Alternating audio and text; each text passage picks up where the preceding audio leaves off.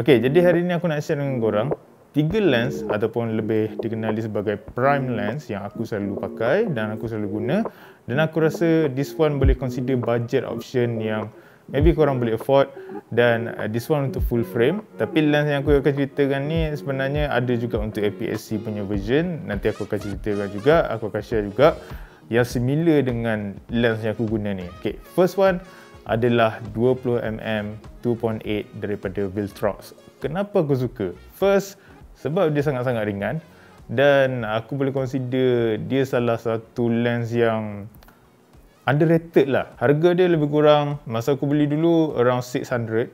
Sekarang aku rasa maybe 400 lebih dah boleh dapat kalau korang beli dekat Carousel ataupun maybe korang cari yang second hand lah. Basically aku rasa lens ni dalam 200 ataupun 300 gram, dia memang tak berat langsung, dan aku biasanya suka bawa bila aku keluar dengan orang yang tersayang ataupun maybe aku keluar dengan family, which is more untuk vlogging. Dan basically aku banyak je guna untuk content, dan kalau korang selalu tengok Instagram aku, post-post aku, kebanyakannya kalau korang tengok post-post yang aku selalu pegang kamera, so basically aku gunakan 20mm ini. Next one aku boleh consider juga dekat korang kalau korang nak yang lebih bokeh ataupun korang nak depth of field yang lagi preferable untuk low light, aku boleh recommend dekat korang 1.8 daripada Viltrox juga, iaitu 16mm. Dia lagi wide tapi dia lagi berat. Obviously dia sangat berat sebab dia 1.8. Macam this one 2.8, it's not a good glasses macam high end punya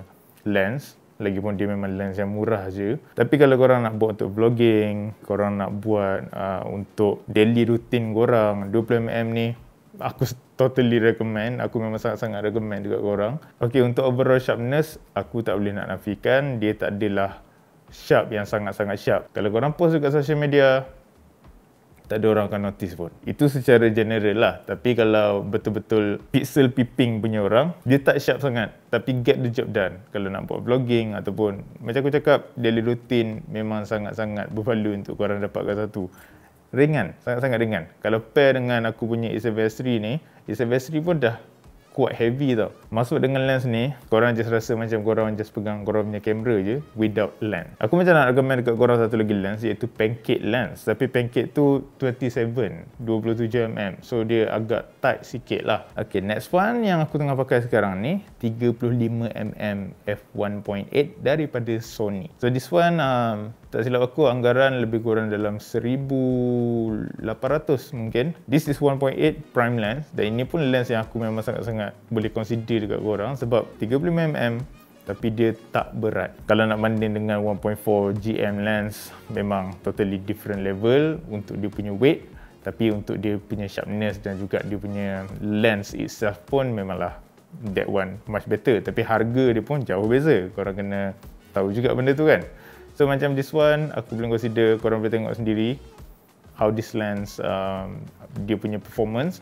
Dan aku boleh consider this lens favorite lens aku kalau aku nak gunakan untuk beauty shot, ataupun even kalau macam contoh aku shoot produk dan produk tu quite big. Dia bukan produk yang kecil, produk yang agak besar sikit. The compression tu dia lebih dekat dengan viewers dan dia lagi nampak natural. Dia tak adalah nampak terlalu tight, tapi dia tak adalah juga terlalu wide. So 35mm ni aku sangat-sangat consider.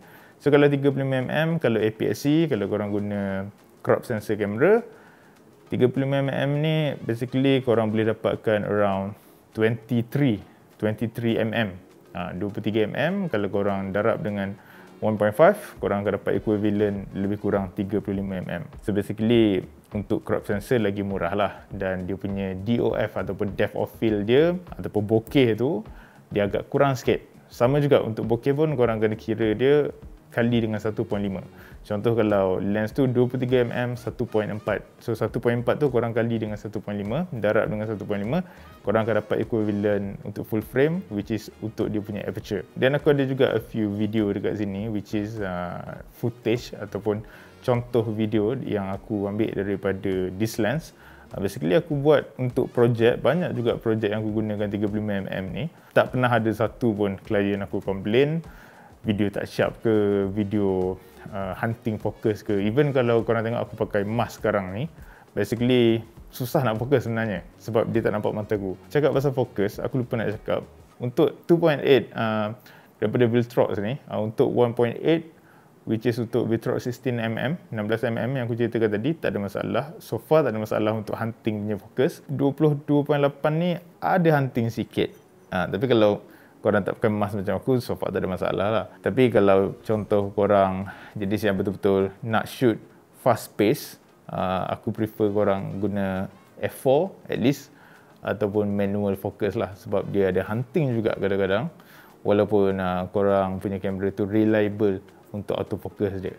But this one memang so far aku guna tiada masalah langsung. Korang nak guna manual focus pun okey, nak guna autofocus pun tak ada masalah. So kalau korang APS-C, just ambil 23mm. Next one ataupun the last one yang aku paling suka adalah 55mm f1.8 Zeiss lens. Sharpness dia memang berbeza dengan 35mm ni.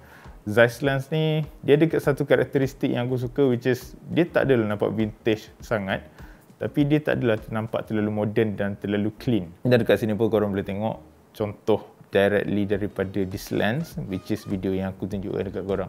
Lens ni pun sama, basically aku pairkan 35 dengan 55 ni. 55 ni kalau aku nak something yang tight, 35 ni kalau aku nak something yang tengah-tengah, dia tak wide sangat, tak tight sangat. So dua ni aku akan bawa. 20mm ni mostly jarang sangat-sangat lah aku pakai untuk projek. Biasanya 35 dan juga 55 lah. Jadi ini adalah 3 prime lens yang aku selalu bawa ke mana-mana saja aku pergi. Dan untuk zoom lens, kalau korang nak cari zoom lens, maybe zoom lens aku ceritakan untuk video yang lain, video yang seterusnya. So jangan lupa untuk subscribe. Maybe next video nanti aku akan share banyak lagi tentang videography, tag ataupun anything yang related. Maybe next video nanti after this aku akan share dengan korang pasal my grading session, sebab ramai orang minta how I grade my video. So maybe kita start dengan itu dulu and then menyusul dengan yang lain. So that's it guys. So jumpa di video yang lain. Take care guys.